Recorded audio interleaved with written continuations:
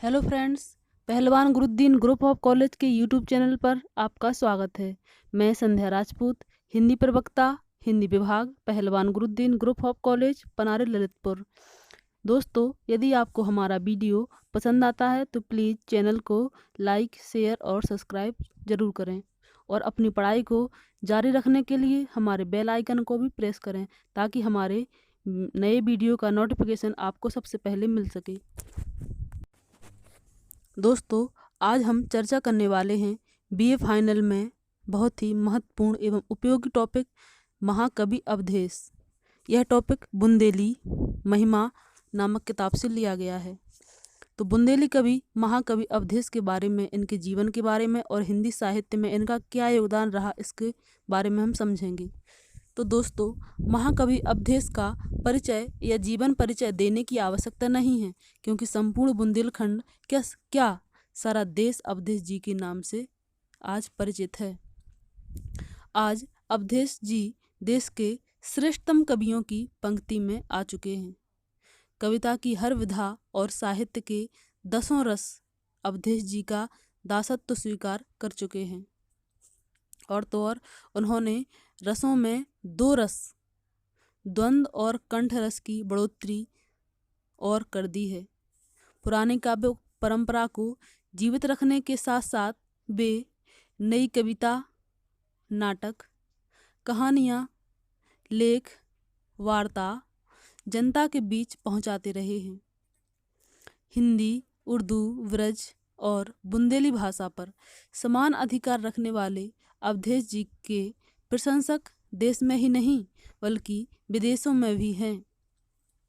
झांसी की रानी पर शोध करने आई अमेरिकन जोएल लेवरा चैपमैन भी महाकवि के प्रशंसकों में से एक हैं। यानी दोस्तों, क्या हुआ, एक बार अमेरिका की जोएल लेवरा चैपमैन यहाँ आई थी, जिन्होंने महाकवि अवधेश की बहुत ही प्रशंसा की थी। तो जर्मनी की हिंदी की प्रोफेसर आई.के. तातयान, जो हैम्बर्ग यूनिवर्सिटी में हैं, वे भी अवधेश जी की रचनाएं अपने साथ ले गईं। इंग्लैंड में भी अवधेश जी का साहित्य पहुंच चुका है और बहुत ऊंचाई तक। तो दोस्तों, अब हम जानते हैं कि उनका जन्म कहाँ कब हुआ था। तो अवधेश जी का जन्म 1 अक्टूबर सन 1928 को चित्रगुप्त वंश में ग्राम पट्टी, कुम्हर्रा, जिला झांसी, उत्तर प्रदेश में हुआ था। इनकी धर्मपत्नी का नाम श्रीमती श्री कुंवर है। वे सीधी सादी, कुशल गृहिणी एवं सार्थकता और संपूर्णता के साथ महाकवि की प्रेरणा हैं। उनकी रचनाओं में बुंदेलखंड में शक्ति, शील और सौंदर्य, बुंदेली भाषा के आधार पर स्तंभ, उपेक्षिता, बुंदेली भाषा और संस्कृति आदि अनेक रचनाएं बुंदेलखंड की जीती जागती तस्वीरें हैं, जिनमें अपने इर्द गिर्द के प्राकृतिक सौंदर्य का वर्णन है, जो वास्तव में सजीवता लिए हुए हैं।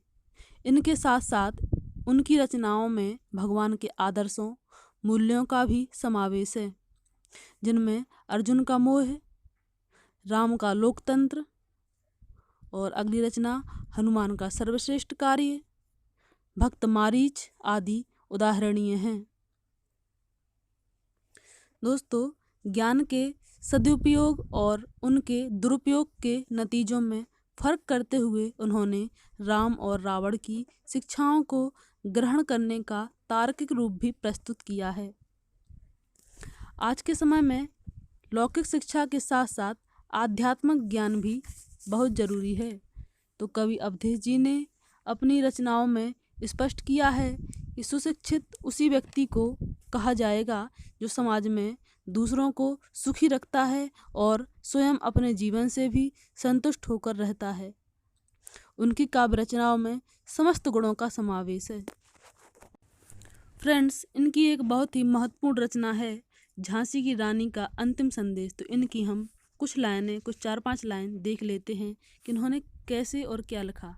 तो उन्होंने लिखा है कि लक्ष्मीबाई 3 देवियन की एक ही मूरत सी, यानी लक्ष्मीबाई तीनों देवी, सरस्वती, लक्ष्मी और दुर्गा, इन तीनों देवियों की एक मूरत थी।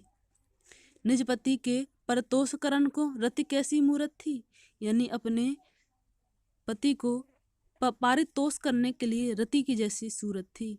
नाम लक्ष्मी काम लक्ष्मी अति उदार कमलासी, दुष्टन दुर्गा सुजन सनेहन बैरन बनी बलासी। बचपन बीतो कानपुर में झांसी गई ब्याही, रंग महल को रंग न देखो बनने पड़ो सिपाही, बनने पड़ो सिपाही। कूटनीति में अंग्रेजन ने घेर लई